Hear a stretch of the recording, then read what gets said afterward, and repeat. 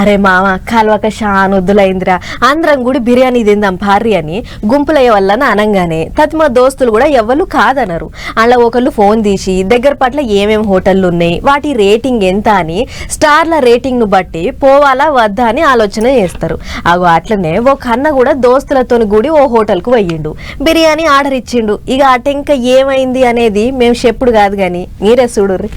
అది లెక్క ఆఫర్ అంటే గిట్లుండాలి. నెక్లెస్ రోడ్ దిక్కున్న ఓ హోటల్ వాళ్ళు కోడి బిర్యానీ ఆర్డర్ ఇస్తే కాంప్లిమెంటరీ కింద ఇంకో నాన్ వెజ్ ఐటమ్ కూడా ఇస్తుర్రు. కావాలంటే చూడుర్రి.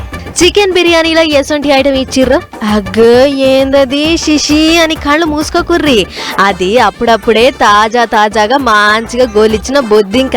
మరి వచ్చే కస్టమర్లకు ఉత్త కోడి బిర్యానీ పెడితే ఏం బాగుంటుందని అనుకున్నారో ఏం పాడో గాని గిట్ల వడ్డిచ్చిర్రట అక్కడి హోటల్ వాళ్ళు. అయితే గంత మంచి ఐటమ్ ఇస్తే లోటలేసుకుంటా తినకుండా వచ్చిన విజయ్ అనే కస్టమర్ అన్న హోటలోళ్ళ మీదకి శంగున లేచిండు.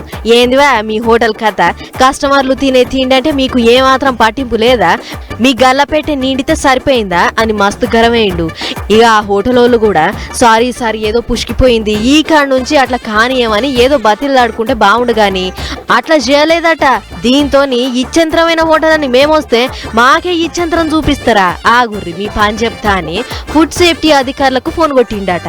అయినా సరే ఎవ్వరికి చెప్పుకుంటావో చెప్పుకోపో, వాళ్ళకు మేము నెల మామూలు ఇస్తున్నాం, ఎవ్వరు వచ్చినా కూడా ఈడ మాట ముచ్చట పెట్టే పోవాలి తప్ప మీరిచ్చిన ఫిర్యాదు తీసుకొని మా హోటల్ను సీజ్ చేసే దమ్ము ఎవ్వరికి లేదని ఉల్టా కస్టమర్లకే దమ్కి ఇచ్చిర్రట. చూడు ఎట్లున్నదో కథ.